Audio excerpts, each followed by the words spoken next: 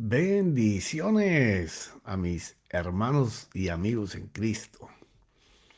Bueno, estamos hablando de la preparación del Señor para aquel a quien Él llama para su servicio. Y hemos estado hablando de cómo el Señor llama a todos, pero de esos todos hay unos que Dios llama para servir de determinada manera en determinadas operaciones en la obra de Él. No todos los va a llamar como ministros, ni todos van a ser llamados en tu posición. Dios selecciona según lo que Él ve en la persona. Y está seleccionado desde antes que el mundo fuera mundo. Y en estos días vamos a estar hablando sobre lo que es la presciencia del Señor, la predestinación, el albedrío que tiene el ser humano, en cuyo ejercicio de la voluntad, ejecutando las decisiones de éste, es el que marca. Porque como te lo dije en el capítulo anterior, Dios no obliga a nadie ni a amarle ni a seguirlo. Cada cual desarrolla su amor con el Señor de la misma manera que tú lo desarrollas con una persona. En la medida en que tú tienes comunión con esa persona y ves que los intereses de esa persona están contigo, que no te deja llevar tus obligaciones o tus cargas por separado, sino que te ayuda a llevarlas, pues cada vez la relación se va a hacer más fuerte. Sobre todo se refleja mucho en los matrimonios. Por esas razones que el Señor relaciona la iglesia como una novia comprometida para matrimonio. Entonces estábamos hablando en el capítulo anterior sobre este tema y empezamos el Salmo 91, que es un salmo muy poderoso porque enseña estas tres palabras o cuatro que te mencioné al principio. En un resumen del capítulo anterior, porque salté la semana pasada por obligaciones que tenía que cumplir, tenemos que decir que David estaba expresando que habitar bajo el abrigo del Altísimo es morar bajo su sombra. Y explicamos todo esto de lo de la sombra, ya. De ese Dios omnipotente que él conocía. Por tal razón desarrolla esas palabras y esa confianza a tal punto de llamarlo el lugar donde él se esconde, donde él recibe la fuerza para poder seguir, ¿ya? Y donde él define que prefiere habitar, vivir ahí dentro de él, que es el lugar donde él se siente protegido, seguro. ¿Cómo David escribe y escoge esto? Por las experiencias con Dios, con los resultados en su vida de haber oído, creído y obedecido las palabras que el Señor le hablaba. Y él le habló a David en la misma forma que nos habla hoy. El Espíritu de Dios viene e influencia tu culto racional, que es donde tú puedes crear tus pensamientos, tus ideas, tus conceptos. Ahí es donde el Señor te va a comenzar a hablar, salvo en alguna oportunidad que puedas oír audiblemente su voz. ¿Qué ha pasado? Entonces David comienza a contar todas las experiencias que tiene con Dios, por lo cual él confía, seguro, porque ha recibido resultados, respuestas de su obediencia y de la comunicación con Dios. Pero hoy vamos a narrar el versículo 3 y hasta donde el Señor nos lleve. Dice el versículo 3 del Salmo 91, porque Él te libra. Aquí está David aconsejando a todo el que escuche o lea de el lazo cazador y de la pestilencia mortal. Cuando él habla del lazo cazador, es aquel que ha venido para dividir, destruir, matar, robar. Es el enemigo. Y ya hablamos la vez pasada que él va a usar gente de carne y hueso y sangre para poder hacer todas estas estrategias del mal. ¿Por qué razón? No es sino que tú te dediques para el Señor e inmediatamente el tentador, el que va a luchar por regresar tu alma a Él, comienza a mirar cada momento de tu vida, en qué momento abres una puerta para atacarte por ese lugar. Uy, profeta, pero eso está muy tenaz. Entonces me convierto al Señor y en vez del Señor defenderme, Él permite que si yo abro una puerta, el enemigo venga y me ataque. Bueno, es la manera de crecer en el Señor.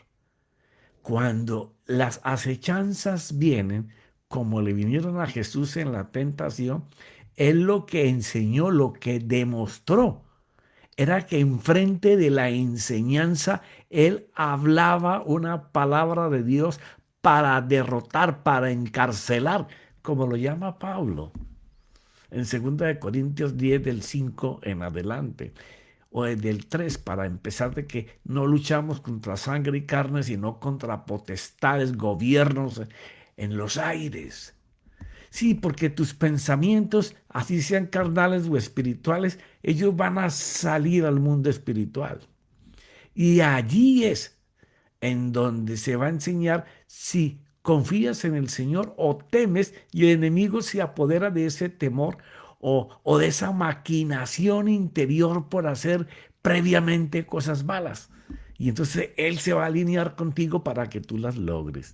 Entonces David está contando que estando metido en el Señor, ahí unido a Él, pegado con Dios, como metido dentro de la sombra, es donde Él te libra de todas aquellas acechanzas que Él puede hacer contra ti. No es que venimos al Señor y ahora vamos a tener una vida atribulada, porque el diablo va a estar persiguiéndonos atento para destruirnos. Bueno, te mentiría si te digo que no. Antes éramos de Él. ¿Qué tú crees que Él va a hacer? A tratar de volver a reconquistar lo que le pertenecía. Entonces, ¿cómo nos libramos de eso?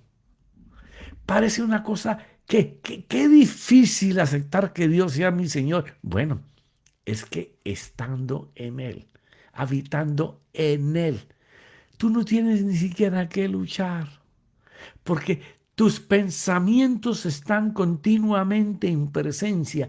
Tus pensamientos están continuamente con Él. Tú estás, como dice Pablo en 2 de Tesalónica, tu mente está constantemente pensando en Él. Entonces, las palabras son espíritu y espíritu que dan vida, o sea, tienen poder para destruir cualquier acechanza del enemigo. Entonces, mientras estemos pensando y hablando como Dios piensa y como Dios habla, esas palabras son las que nos defienden. ¿Y tú viste cuando la pandemia vino? Ok, David está contando que hasta de esas enfermedades mortales, esas pestilencias que tomaban al pueblo y ¡blum! Mataban 180, 150,000 personas, 200,000 personas en el tiempo de David. Pestilencias, todas aquellas enfermedades contagiosas que nos pueden destruir. Dice, estarás en medio de ellas, pero te voy a defender. Te van a atacar, pero no te van a poder destruir. ¿Por qué? Porque David conocía, y aquí donde está la clave, porque solo Él puede librarme de las trampas ocultas que me quiera hacer el enemigo.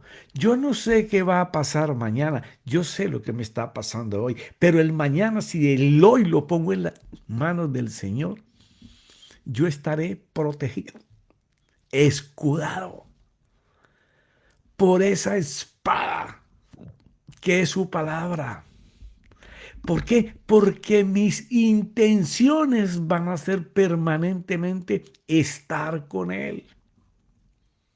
Entonces, esas trampas ocultas que yo no conozco, ya Dios en mi boca y en mi pensamiento comenzó a crear palabras para que hagan la defensa de aquellas trampas que están siendo preparadas y que son preparadas porque Él usa a personas para hacerte daño de una o de otra forma. Personas que dejándose engañar por sus deseos engañosos, aunque resuene todo redondo, ellos son engañados, cegados por el enemigo para solamente hacerte daño. Pero Dios que conoce eso, porque por eso es que tengo que hablarte en algún momento, a lo mejor lo convierta en perlas de gracias pequeñas. Es muy difícil en 3 minutos, en 4 minutos, hablar de lo que es la presciencia, la predestinación, el albedrío y la voluntad.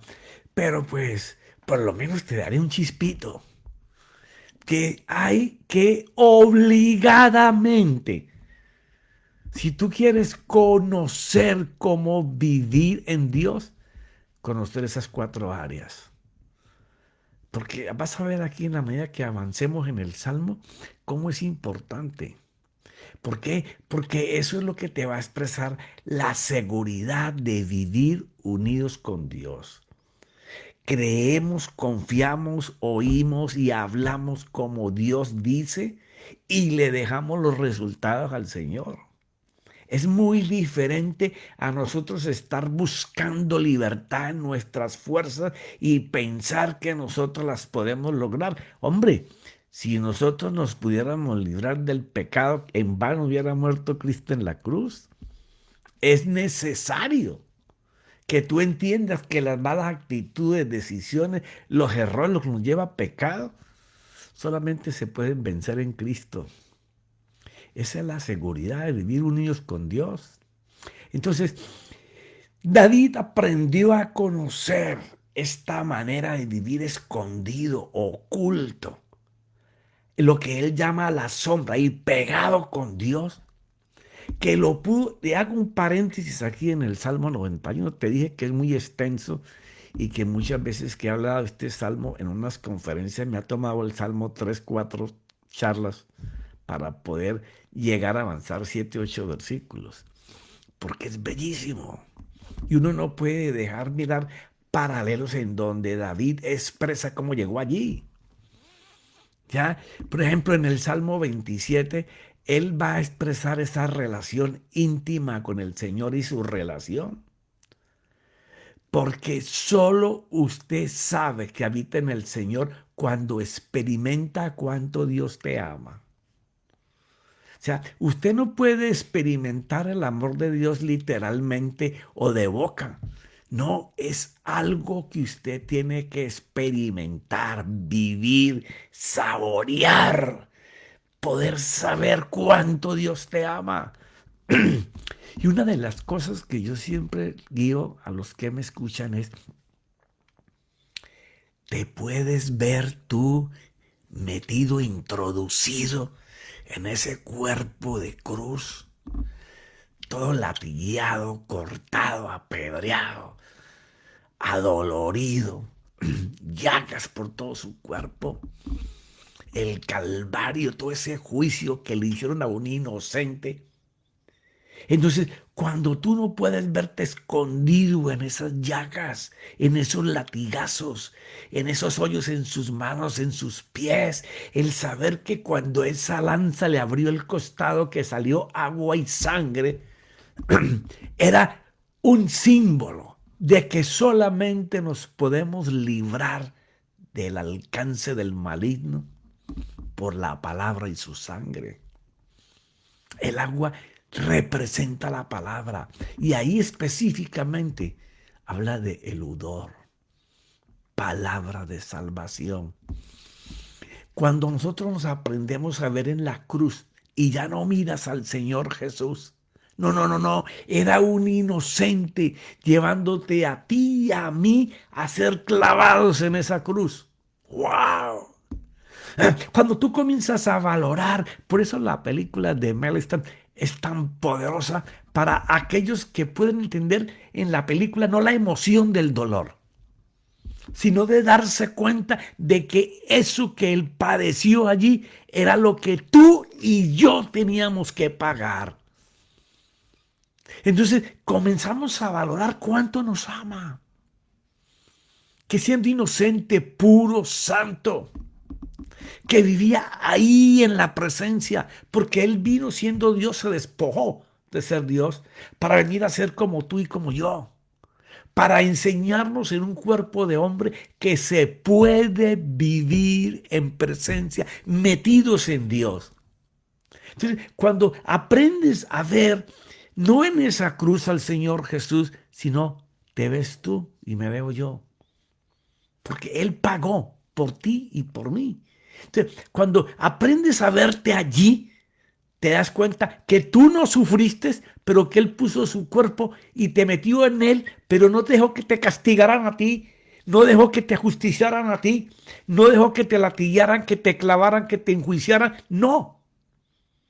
Cuando Él te metió allí, Él le dijo al Padre, mira, lo estoy haciendo por el profeta José, lo estoy haciendo por María, por Pedro, por Isaac, por Amparo y por cada persona de los trillones y trillones que han reconocido al Señor como su Señor de salvación y de vida. Cuando eso nos pasa y tú comienzas a contemplar que no es el dolor y no es la escena que se muestra en la película de lo que sufre. No, eso debería haberlo hecho por ti, por mí. Nosotros éramos los que estábamos ahí crucificados. Pero no recibió nuestro cuerpo el castigo. Él lo recibió para que tú y yo no lo recibiéramos. Porque no lo hubiéramos resistido, no lo hubiéramos pasado.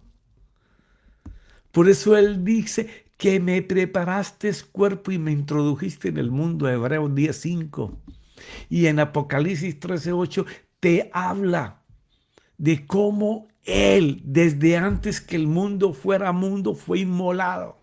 O sea, ya estaba preparado. Pero de ahí la importancia, y no me canso de repetírtelo, de poder conocer, pero a la profundidad, lo que es la presciencia del Señor, lo que es la predestinación y lo que es el albedrío, cosa importante. Ahí es donde tú tomas las decisiones de lo que tú escoges hacer, como dice Deuteronomio 7 y 28 capítulos, para mandar a la voluntad a que ejecute tu decisión.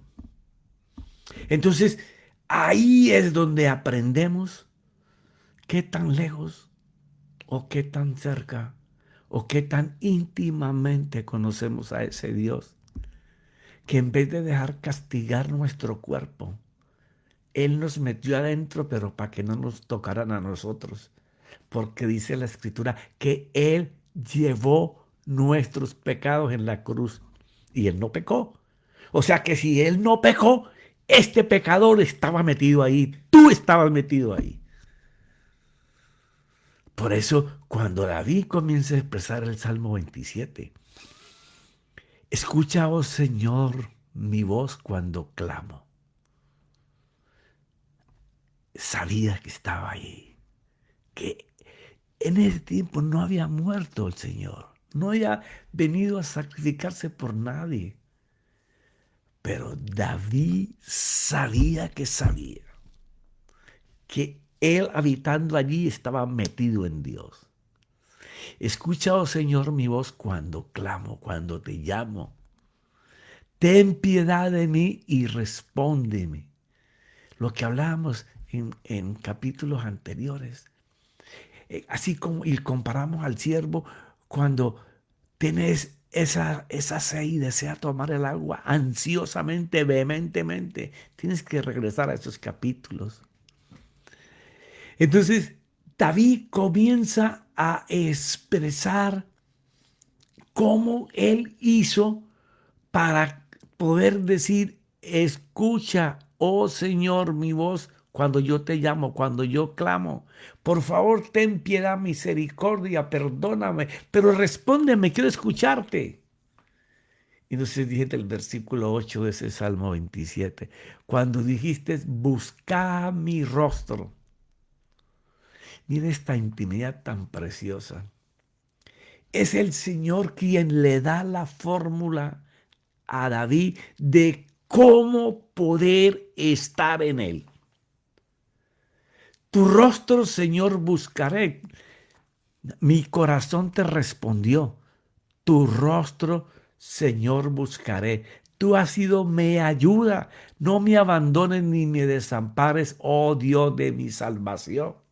Aquí está expresando David todas las experiencias que ha tenido con el Señor y su respuesta, pero ahora está en un momento de angustia y está clamando para que ese Dios que lo visita, con el que él se encuentra, no me abandone, Señor, por favor. Por eso podría decir, quítame todo lo que tú quieras, pero no quitas tu espíritu de mí. ¿Por qué? Porque era el Espíritu quien le hablaba, igual que lo hace el Espíritu Santo hoy. Entonces ahí refuerza lo que hemos estado estudiando de cómo David nació de un adulterio y bueno, todo lo que hemos hablado en capítulos anteriores, que si no los has visto, tienes que ir a ellos. Porque aunque mi padre y mi madre me hayan, no dice que aunque mi padre y mi madre me hubieran, no, no, no, no. Él está expresando lo que le pasó a él. Porque aunque mi padre y mi madre me hayan abandonado. ¿Por qué? Porque su madre cuando la descubrió, su esposo se lo llevó a Isaías y a Isaías lo avergonzaba y a toda esa familia lo mandó con los pastores. Se sintió solo. Entonces David expresa, cuando yo me sentí de esa forma, yo sabía que él me iba a recoger. Y entonces cuando yo estoy angustiado y veo que no tengo puertas abiertas para salir, porque abrí puertas y dejé que entrara el maligno, aún así el Señor me recogerá. Y entonces dice en el 11, Señor, enséñame tu camino y guíame por senda llana. Sí, he estado en caminos con mucha piedra, he tropezado, he caído, he querido levantarme, he hecho lo malo, no he obedecido lo correcto. Señor, pero ahora, por favor, recógeme, endereza mi camino, ponme un camino limpio, yo voy a obedecerte, yo te voy a seguir, Señor, enséñame tu camino que yo voy detrás de ti. Entonces, David, con todas estas experiencias que él había vivido con Dios, podía aconsejar, que es lo que terminó haciendo ahí en el versículo 3 del Salmo 91. Entonces David dice, hubiera yo desmayado si no hubiera creído. Esta es la importancia de lo que es la gracia. Si tú no tienes una relación con Dios y su palabra que es Cristo, tú no puedes creer. Porque primero se cree y después se confía.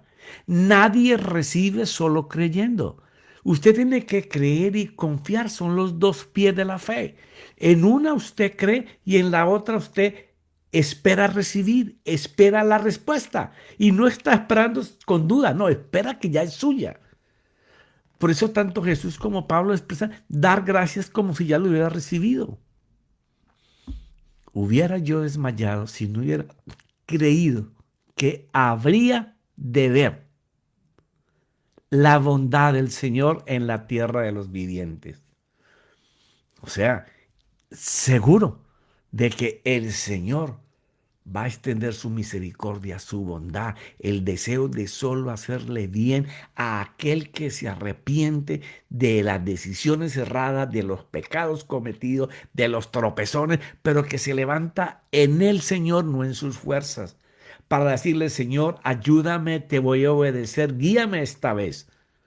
O sea, David lo que está contando es todas sus experiencias de las conversaciones y tratos con Dios Cada vez que él estuvo en angustia o que él se salió del camino o cuando estaba gozando del Señor, dándole gracias, alabándolo, bendiciéndole, cantándole, adorándole, piropeándole al Señor. Él está contando las experiencias de vida real con el Señor y cómo la única manera que puede compartir con los demás es que solo en su presencia y hablando como Él habla, en una búsqueda vehemente de estar pegado a Él, unido a Él. Por eso habla de vivir en su sombra. Es que podemos tener experiencias divinas. Y dice el Salmo 27:14, espera al Señor. O sea, no te atolondres y comienza a tomar decisiones desesperadas. No, espera que el Señor te dirija, pero esfuérzate y aliéntese tu corazón si espera en el Señor. O sea, si tú estás esperando en el Señor, las palabras del Señor que Él habla para ti deben de ser la esperanza, la motivación. ¿Ya? Ese creer te da esa motivación, esa pasión expectante de recibir algo que Dios va a usar para tu beneficio. Entonces, esfuérzate, haz eso con el Señor, que se aliente tu corazón si es que esperas en el Señor. Es David afirmando: de una cosa estoy seguro y firmemente convencido, solo Él me salva. Por eso camino voluntariamente dedicado y apartado, hasta para detenerla a Dios con mis clamores, con mis llamadas vehementes, hasta que me escuche y que yo lo pueda oír. Es una afirmación de David persiguiendo al Señor hasta que el Señor le hable, hasta que el Señor le diga, hasta que el Señor le muestre. David está enseñando cómo vivir en la sombra del Señor, vivir ahí pegado, unido con Él. En conclusión, dice, hay una sola forma: persíguelo, llámalo. Y el Señor Jesús lo afirmó en casi los 4 evangelios. No hay quien lo llame que Él no responda. No hay quien le toque que Él no le abra. No hay quien le pida que Él no le dé. Ahora, la pregunta para esta noche es: ¿lo haremos así? ¿Tendremos esa hambre y esa vehemencia por esa comunión de esa forma, o esa dependencia de saber si es el Espíritu el que nos habla? Espíritu Santo, estoy aquí, necesito que me hables, que me digas, que me inspires. Enséñame en la Escritura qué debo de leer. No escucho, no estoy viendo, como te lo he dicho tantas veces.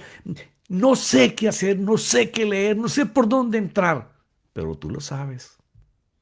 Dime, háblame, haz que mi oído te escuche. Quiero oír tu voz dirigiéndome. Y Pablo en Romanos 8 dice que los que no temen a esas acechanzas, sino que confían, son guiados por el Espíritu. Son guiados. O sea, Él va siempre a mostrarte el camino, a darte la palabra, la fuerza. Por eso nos esfuerza, nos alienta. Ese es nuestro Dios. Por eso, como garantía de que lo podríamos hacer en este tiempo y de que poder valorar ese sacrificio de la cruz en donde Él recibió el castigo que tú y yo recibiéramos, para que pudiéramos entender esto a esa magnificencia de plenitud.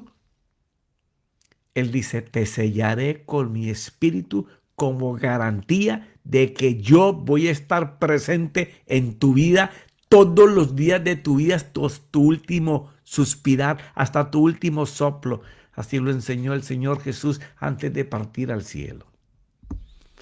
Así que lo haremos así. Pregúntate, es la palabra de desafío para esta noche. ¿Lo haremos así? Padre, te doy gracias por tu infinita misericordia, bondad, compasión, porque si alguien desea hablar, eres tú. Por eso dices que cuando entramos a orar, desde el secreto tú nos estás mirando, estás expectante que empecemos a buscarte, a anhelarte. Porque cuando oramos tenemos dos posiciones. Oramos por costumbre, por hábito, por disciplina. O vamos a buscarlo a Él. Y cuando lo vamos a buscar, ya Él está sentado esperándonos. Ya Él está ahí listo. Pero desde un secreto.